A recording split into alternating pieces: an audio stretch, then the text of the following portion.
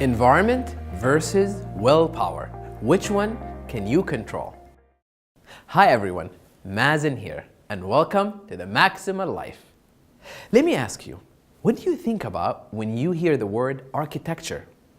For me, I imagine a city skyline of towering buildings spiraling up toward the sky with mirror slick panels and impossibly steep and sloping ridges. I asked my wife the same question, and she said the word architecture reminds her of ancient buildings, mysterious monuments, and Mayan ruins.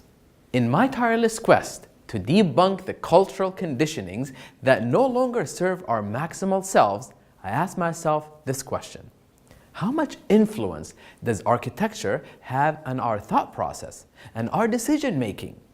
I wasn't expecting to find the answer to coincide so powerfully with how we make our food choices, of all things. Actually, architecture influences everything. Human beings did not invent architecture, we adopted it out of necessity. The mesmerizing uniformity of a honeycomb or the spider's web, the brilliant attention to detail in a bird's nest. Humans too need shelter, just like all other beings in existence. We choose our materials, our locations, and our arrangements, all based on ensuring our survival. Can you guess what the major deciding factor was for where to build our first forms of architecture? Food. Just like our fellow living beings in nature, we build where we have access to food. Since the dawn of man, we've been associating our architecture with our food choices. Obviously, we've made huge advancements since then, and architecture has evolved way beyond the need for food and shelter. Now architecture is an art form. Sculptures, paintings, and even music is a form of architecture. Our homes and our buildings do not just provide shelter, they make statements. They invoke thoughts and feelings. They have the power to influence us in ways both positive and negative.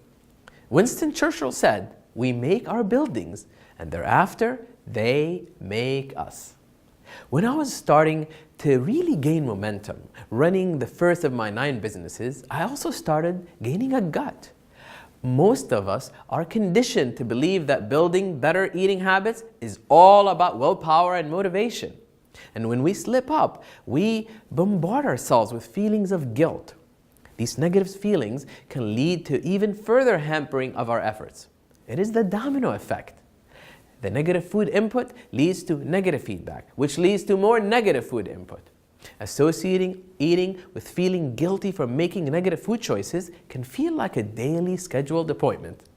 I realized I was expending a lot of energy by constantly questioning my own willpower and motivation to get healthy. I found it confusing how my willpower and motivation to work hard and grow professionally was so effective, but did not seem to carry over when making food choices. I thought, how could I be so determined to succeed in one area of my life and still be so susceptible to poor choices in another? What I discovered is very exciting. Let's get real right here, right now. When we're beating ourselves up and looking for solutions outside of ourselves, we're behaving within the constraints of cultural conditioning. Bottom line, most cultural conditioning has one goal: to make us better consumers. But the truth found in science and ancient wisdom has revealed that the way we make our food choices has almost nothing to do with either willpower or motivation. Myth debunked. Let me share this fascinating experiment in choice architecture. The study is called The Importance of Environment for Healthy Eating. Over the course of 6 months, Dr. Thorndike and her colleagues secretly converted the hospital cafeteria into their own personal research laboratory. Definitely my kind of people. What is so fascinating about this study is that it revealed choice architecture. The way the food and drinks are displayed significantly influence the consumer's choices. The researchers began by changing the way drinks are displayed in the cafeteria. Originally, there were 3 main fridges, and they were all filled with soda.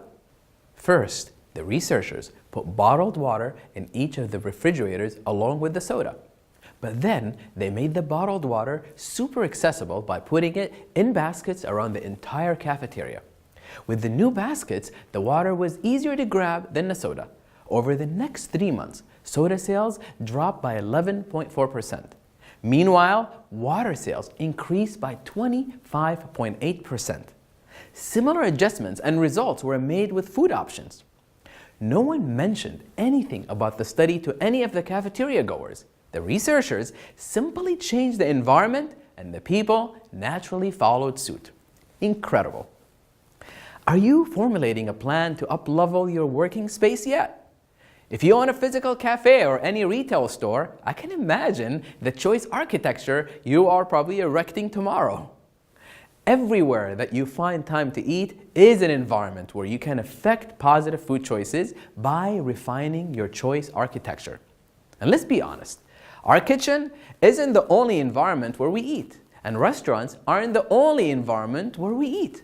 While it's best to take a break, sit down at a table, and consciously choose our food, we eat in our offices, we eat in our cars, we eat while we're moving from one meeting to another. We cannot always be where health food choices are accessible, but now we know.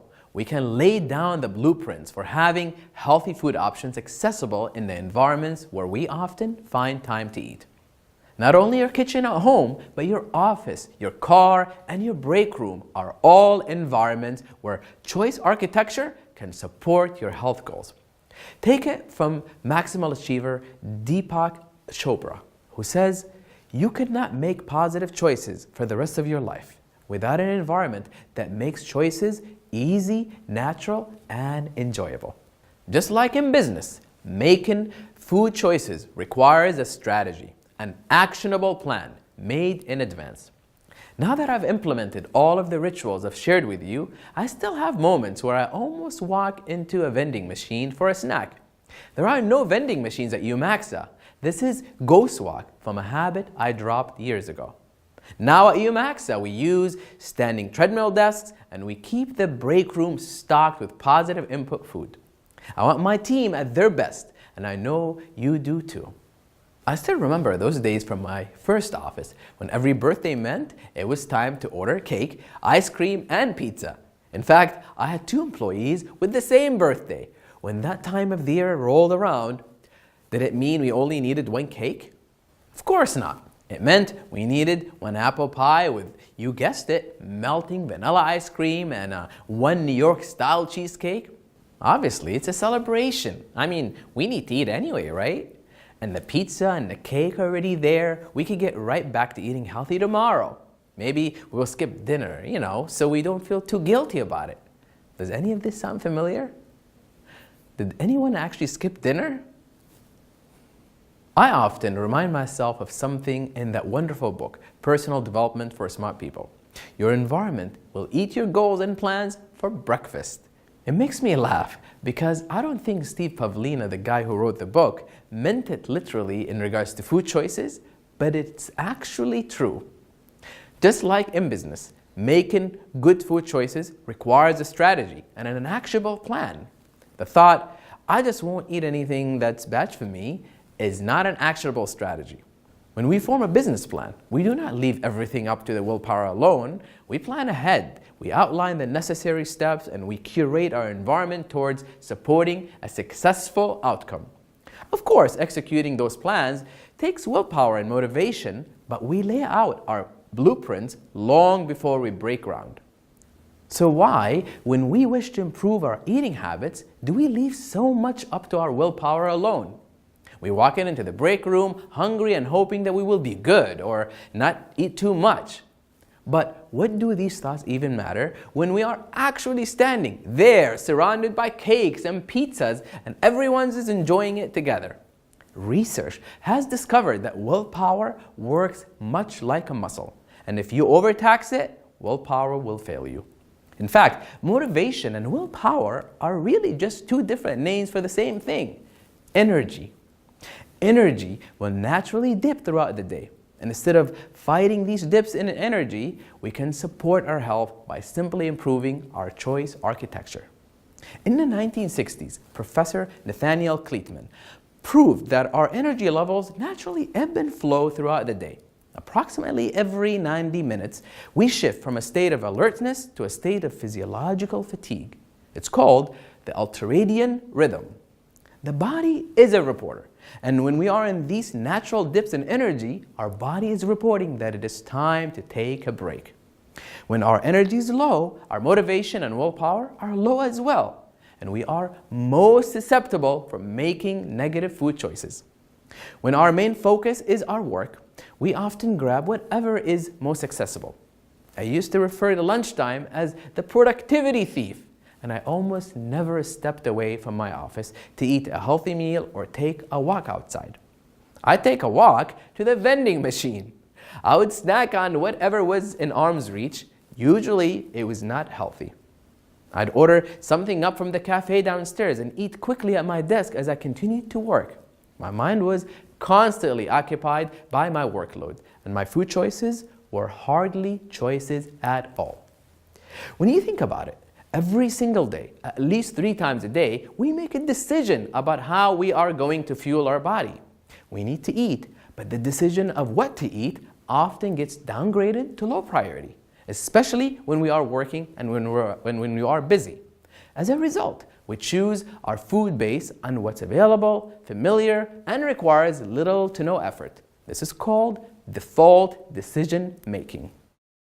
We all rely on default decision making in various ways throughout the day. Some people refer to it as being an autopilot, and it can be useful when tying your shoes while taking a phone call, but when it comes to fueling our body, it is best not to leave our choices to the autopilot.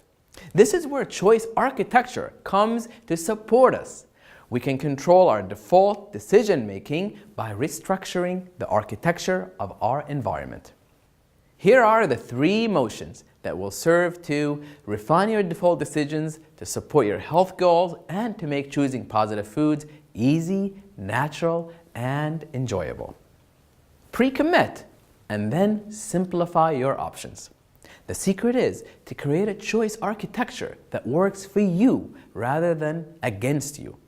Maximal Achievers are willpower exemplars, and they play offense, not defense.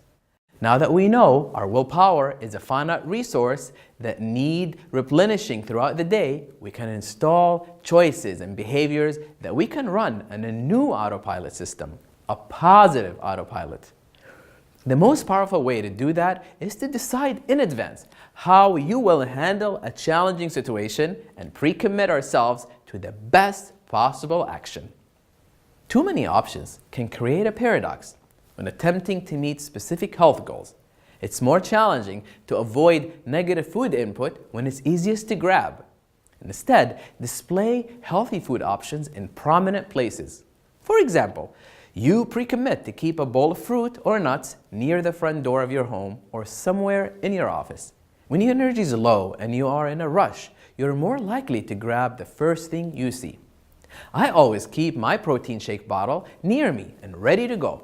By simplifying my surroundings and committing my environment to support my goals in advance, we can all make positive food input more convenient than negative food input.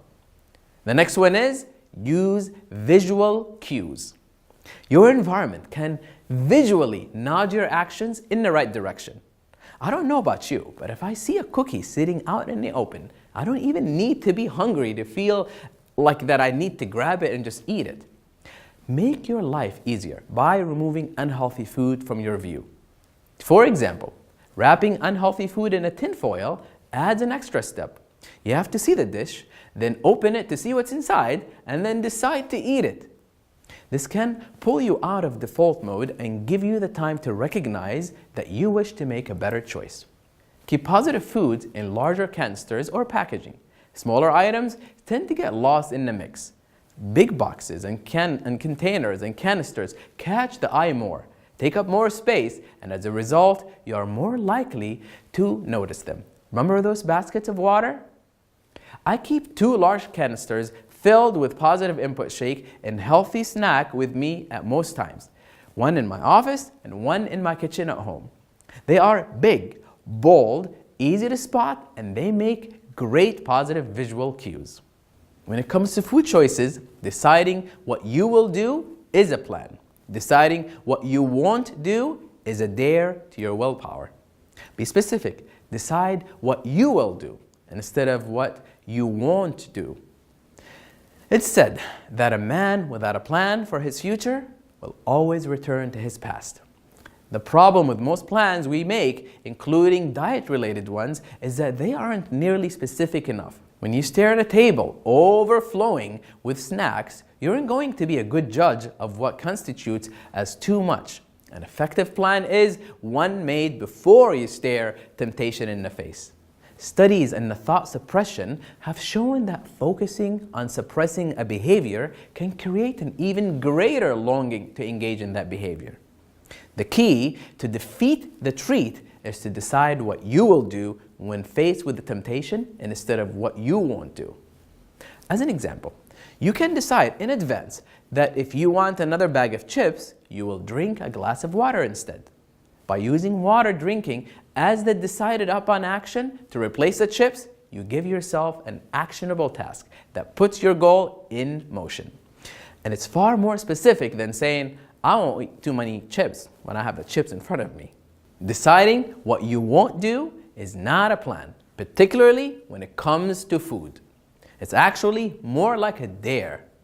Famous American philanthropist William Clement Stone said, "You are a product of your environment, so choose the environment that will best develop you toward your objective. Analyze your life in terms of its environment.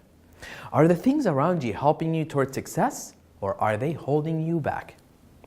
Now that you know choice architecture can support your health goals, here's an actionable plan you can employ to shape your environment. Take just a little bit of time today to organize your office, your kitchen, and other areas where you keep your food. And if you commute, don't forget your car. Curate those environments for your success. Design a choice architecture that will guide you towards positive food, even when your willpower is fading. Make choosing healthy something that comes automatically to you, that feels right in the environment you're in, and sets the example for your entire team. Remember, your environment is affecting your choices. Make it an environment that improves your health. Thank you as always for joining me today. When you command your environment using choice architecture, you no longer have to rely on willpower to reach your goals. You will find that it is a natural choice to enjoy leading the maximal life. If you like what you have seen and heard, please subscribe.